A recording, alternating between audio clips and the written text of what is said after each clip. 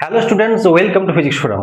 দেখো, যদি তোমাদের ইলেকট্রিক ফিল্ড আর ইলেকট্রিক ফিল্ড ইন্টেন্সিটি এই দুটো ভালো করে পড়া হয়ে থাকে, দেন আমরা আজকে ইলেকট্রিক ফিল্ড লাইন বা তড়িৎ বলরেখা সম্পর্কে পড়তে পারি। তড়িৎ বলরেখা জিনিসটা কি বলছে, বা ইলেকট্রিক ফিল্ড লাইন বা লাইন অফ ফোর্স কি বলছে? একটা ইলেকট্রিক ফিল্ডের মধ্যে যদি একটা চার্জ পার্টিকেলকে আমি রাখি, দেন ওই চার্জ পার্টিকেলটা যে রেখা বরাবর চলতে থাকবে ওই রেখাকে ইলেকট্রিক ফিল্ড লাইন বা তড়িৎ বলরেখা বলবো। দেখো, যদি এইখানে একটা ইলেকট্রিক ফিল্ড থাকে, সেই ইলেকট্রিক ফিল্ডের মধ্যে যদি আমরা একটা চার্জ পার্টিকেলকে রেখে দেই, তাহলে ওই চার্জ পার্টিকেলটা যে রেখা বরাবর যেতে থাকবে ওই রেখাকে আমরা ইলেকট্রিক ফিল্ড লাইন বা তড়িৎ বলরেখা বলতে পারি। এবং এখানে আরেকটা জিনিস, ওই যে রেখাটা আমরা আঁকলাম ওই রেখার কোনো একটা পয়েন্টে যদি আমরা একটা স্পর্শক টানি, ধরে নাও পি পয়েন্ট, তাহলে ওই পয়েন্টে ইলেকট্রিক ফিল্ডও ওই স্পর্শকের ডাইরেকশন বরাবর নির্দেশ করবে। ওকে, এবার আমরা ইলেকট্রিক ফিল্ড লাইন বা তড়িৎ বলরেখার কয়েকটা বৈশিষ্ট্য বা ক্যারেক্টারিস্টিক্স দেখব। ওকে, দেখো, ফার্স্ট বলছে তড়িৎ বলরেখা বা ফিল্ড লাইন কি হয়েছে, originate from positive charge and terminate at negative charge. তার মানে কি, যদি এখানে একটা পজিটিভ চার্জ থাকে, এখান থেকে উৎপন্ন হয়ে নেগেটিভ চার্জে গিয়ে শেষ হবে তড়িৎ বলরেখা। Okay, originate from positive charge থেকে উৎপন্ন হয়ে and terminate at negative charge. Okay, next বলছে they do not form, sorry এটা ফ্রম নয়, ফর্ম হবে, they do not form closed loop. বলছে কোন একটা তড়িৎ বলরেখা এইরকম ভাবে শুরু হয়ে কোন একটা জায়গায় শুরু হয়ে ঘুরে আবার ওই পয়েন্টে আসতে পারে না। তার মানে ওই জায়গায় আসা মানে কি, একটা ক্লোজড লুপ বা বদ্ধ পথ তৈরি হচ্ছে, সেটা কখনো উৎপন্ন করতে পারবে না তড়িৎ বলরেখা। নেক্সট বলছে যে ফর আইসোলেটেড চার্জ, কোন একটা চার্জ আইসোলেটেড মানে কি, বিচ্ছিন্ন, বিচ্ছিন্ন বলছে কোন একটা আইসোলেটেড চার্জ, বিচ্ছিন্ন চার্জ মানে এমন একটা চার্জ আমি রেখেছি এখানে যার সঙ্গে যার কাছাকাছি আর কোনো চার্জ নেই, তাহলে সেই চার্জের যে তড়িৎ বলরেখা ইনফাইনাইট বা অসীম দূরত্ব পর্যন্ত যেতে থাকবে। ওকে, নেক্সট দেখো বলছে যে নাম্বার অফ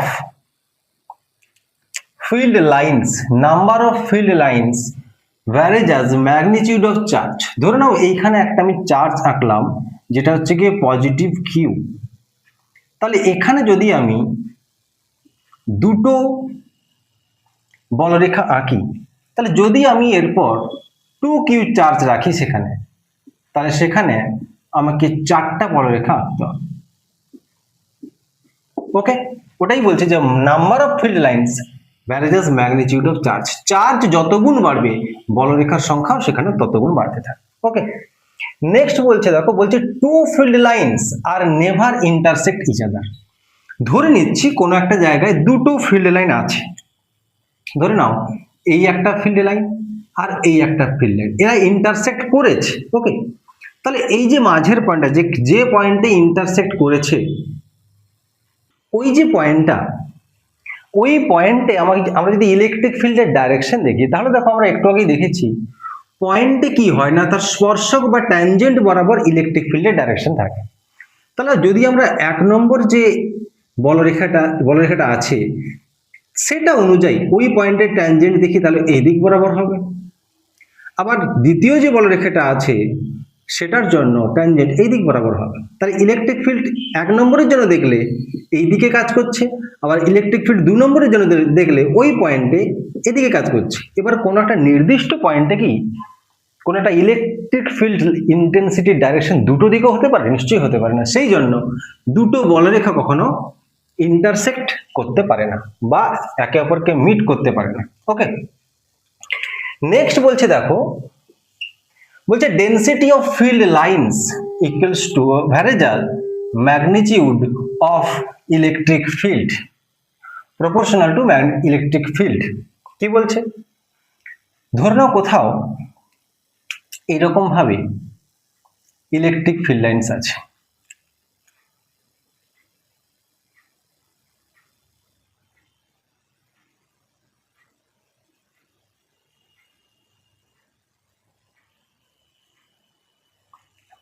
যদি আমি এখন তিনটা পয়েন্ট আঁকি, এইখানে একটা পয়েন্ট নিলাম, এখানে একটা পয়েন্ট নিলাম, এখানে একটা পয়েন্ট নিলাম, এ বি সি।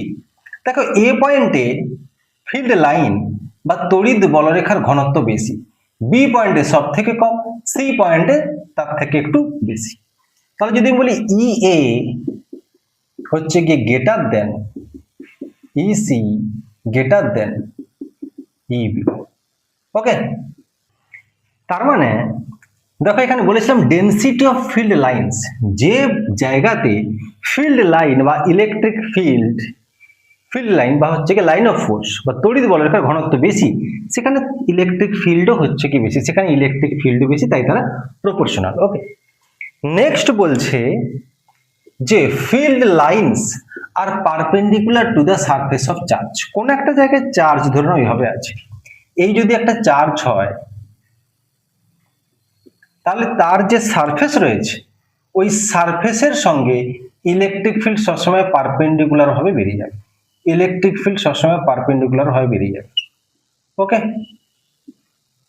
ধরে নাও এখানে একটা চার্জড লাইন আছে, একটা তার চার্জড ওয়্যার আছে, সেই চার্জড ওয়্যারের সঙ্গে তাহলে বলরেখা বা ফিল্ড লাইন কেমন থাকবে না, তার সঙ্গে তার যে সারফেস আছে সারফেসের সঙ্গে পারপেন্ডিকুলার, সারফেসের সঙ্গে পারপেন্ডিকুলার। ওকে, এবার দেখো নেক্সট বলছে যে the tangent on the field lines gives the direction of electric field at the point, সেটা আমরা প্রথমেই বলে দিয়েছি। ওকে,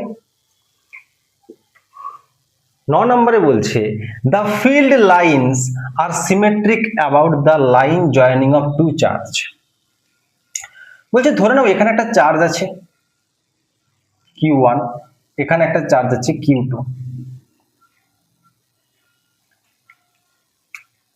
সিমেট্রিক মানে কি বলতে চাইছে এখানে, এদের যে জয়েনিং লাইন আছে এদের সাপেক্ষে সিমেট্রিক। একটা সিমেট্রিক আমরা দেখেছি এখানে যে দুটো হলে চারটা হবে, আর একটা আমরা দেখছি এরকম ভাবে, ধরে নাও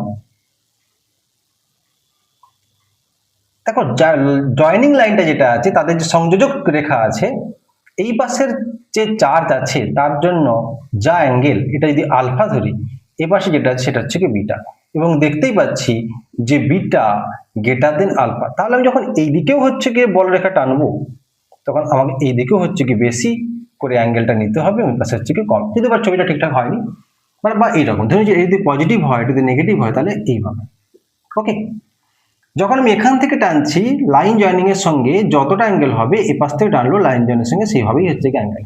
তার মানে এখানে অ্যাঙ্গেলটা বেশি আছে, কোনটা বেশি আছে মানে এখানে বলরেখার সংখ্যা হচ্ছে কি কম। তার মানে দুটো বলরেখার মাঝে অ্যাঙ্গেল বেশি মানে বলরেখার সংখ্যা এখানে কম আছে, এখানে বলরেখার সংখ্যা বেশি, আর বলরেখার সংখ্যা বেশি আছে হচ্ছে কি Q2 চার্জ। ওকে,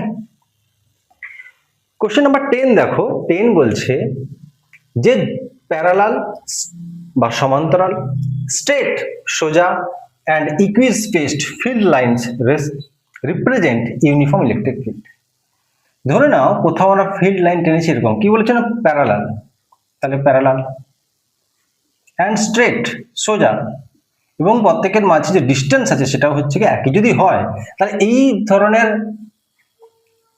বলরেখাগুলো কাকে রিপ্রেজেন্ট করবে না ইউনিফর্ম ইলেকট্রিক ফিল্ডকে রিপ্রেজেন্ট করবে। ওকে,